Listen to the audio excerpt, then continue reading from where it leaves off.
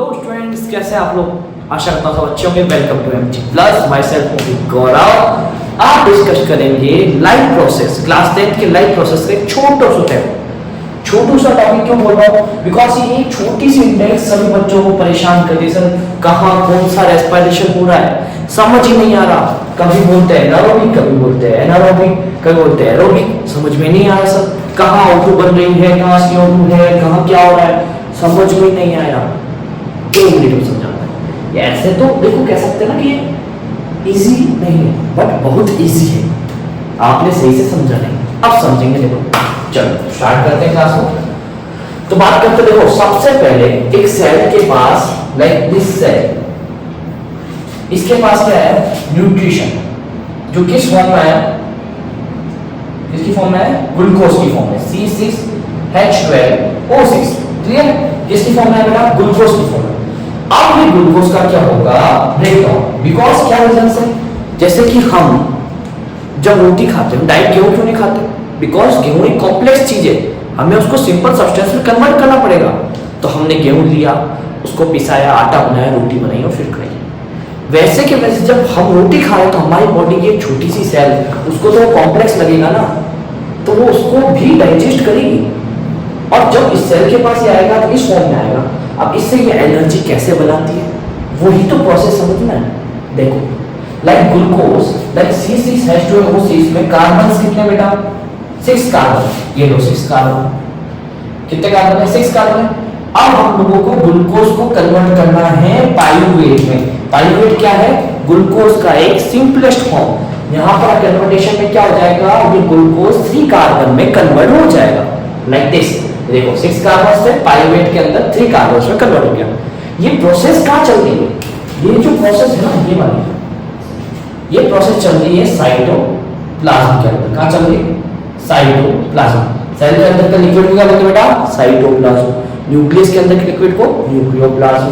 तो सेल के सेंटर में जो पूरे में लिक्विड भरा है साइटोप्लाज्म, वहां ये प्रोसेस क्या कर रही है? रन कर रही है। क्या कन्वर्ट हो रहा है? Glucose convert into the pyruvate. अब जब कुछ कन्वर्ट हुआ है तो साथ साथ क्यों नहीं एनर्जी भी बनाई जाए? तो जब ये कन्वर्टेशन होता है ग्लूकोज का पाइरूवेट में, तो साथ में बनती है एनर्जी। क्या बनती है बेटा? एनर्जी। चलिए ठीक है, ये एनर्जी बनी। अब ये पाइरूवेट क्या करेगा? ये आगे कन्वर्ट होगा। ये क्या होगा बेटा? कन्वर्ट। अब देखो मेरे पास 3 तरह की बॉडी है। एक मेरे पास है यीस्ट। क्या है बेटा? यीस्ट। यीस्ट कैसा है? माइक्रो ऑर्गेनिज्म है। ठीक है। दूसरी बात हमारे पास है मसल्स है, ह्यूमन मसल्स। एक हमारे पास ह्यूमन खुद है। ठीक है। अगर एक मैं मल्टी यूनिसेलुलर ऑर्गेनिज्म की बात करूं या माइक्रोस्कोपिक एनिमल की बात करूं लाइक लिस्ट, उसके अंदर लंग्स होते हैं? नहीं होते। वो रेस्पिरेशन करता है? नहीं करता।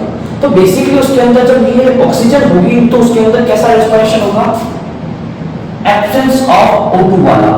एब्सेंस ऑफ O2 के रेस्पिरेशन को क्या बोलते हैं आप लोग? Aerobic respiration. क्या बोलते हैं? Aerobic respiration. जहां पर क्या ना हो? ऑक्सीजन उपलब्धि ना हो, प्रेजेंस ना हो, उपस्थिति ना हो, ऐसे रेस्पिरेशन को बोला जाता है बेटा एरोबिक रेस्पिरेशन। किसमें प्रेजेंट होता है बेटा? यीस्ट के अंदर होता है। किसमें होता है बेटा? यीस्ट में। यीस्ट में भी सेम प्रोसेस। देखो ये तीनों कैटेगरी के लिए कॉमन प्रोसेस है। इसके बाद क्या होता है? जब ये पाइरूवेट यीस्ट के अंदर आता है तो क्या होगा? पहले तो बनेगा इथेनॉल, और क्या बनेगा? साथ साथ कार्बन डाइऑक्साइड, और बनेगी एनर्जी। अब मेरे पास बनेगा 3 कार्बन साथ में। कितने कार्बन बेटा? 3 कार्बन। 2 कार्बन तो एथेनॉल ले गया, 1 कार्बन कार्बन डाइऑक्साइड लिया।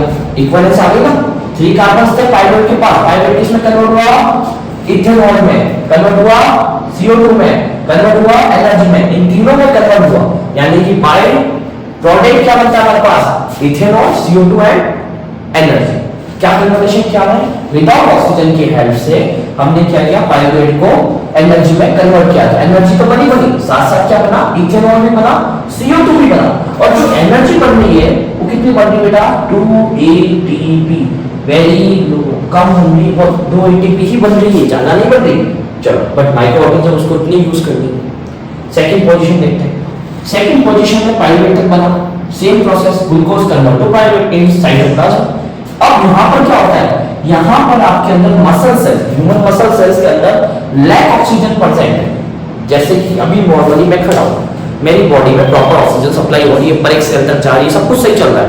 अभी मुझे दौड़ने का बोला, जैसे मैं दौड़ना स्टार्ट किया, थोड़ी एनर्जी मैंने दी, ठीक है, रेस्पिरेशन चल रहा था, ब्रीथिंग चल रही थी, बॉडी के पास रेस्पिरेशन के थ्रू O2 जा रही थी, थोड़ी O2 ऑलरेडी सेविंग्स से वो भी काम हुई। अब जब मैं दौड़ रहा हूँ तो मेरा पूरा फोकस मेरे लेग्स के सेल पर है, मसल्स पर है। जैसे मैं दौड़ रहा, एक टाइम बाद मैं क्या करूँगा, हाथने लग जाऊंगा, है ना, मैं माउथ के थ्रू और नोज के थ्रू दोनों तरफ ब्रीदिंग करने लगूंगा, ब्रीदिंग की स्पीड भी बढ़ जाएगी मेरी, है ना, रेट ऑफ ब्रीदिंग भी बढ़ जाएगी, इंक्रीज हो जाएगी। उस time proper oxygen muscle cell को नहीं मिलेगी, जो मेरे लेग्स की मसल सेल है ना, इसको प्रॉपर ऑक्सीजन नहीं मिलेगी। जब इनको प्रॉपर ऑक्सीजन नहीं मिलेगी तो क्या होगा, लैक ऑफ ऑक्सीजन, ऑक्सीजन की अनुपस्थिति, प्रॉपर ऑक्सीजन नहीं मिल रही, मतलब मिल रही, कम मिल रही है, तो यहाँ पर ऑक्सीजन अनुपस्थित नहीं है, यहाँ लैक है, लैक ऑफ ऑक्सीजन। तो यहाँ क्या बनेगा, लैक्टिक एसिड एंड एनर्जी। क्या बनेगा बेटा, lactic acid and energy. Lactic acid के अंदर आपको पता है कितने कार्बन थे, 3 कार्बन, तो पाइरुवेट में कितने थे, 3 3 आ गए, इक्वलेंस है, और एनर्जी बनी। अब आपको पता है जब तक ऑक्सीजन नहीं होगी प्रॉपर एनर्जी नहीं बन सकती। तो कितनी एनर्जी बनेगी बेटा, इसके पास भी 2AT और B, 2AT, ATP क्या होता है, एडिनोसिन ट्राइफॉस्फेट, पढ़ा होगा। अब आया होगा कि देखो लो एनर्जी, इतनी एनर्जी में सर्वाइवेशन नहीं हो सकता, लेट एनर्जी में मजा नहीं आया। अब तीसरी चीज देखो, यही same process, glucose convert to pyruvate with energy purchase in oxygen, और कहां पर होगी प्रोसेस, सेल के अंदर माइटोकॉन्ड्रिया में।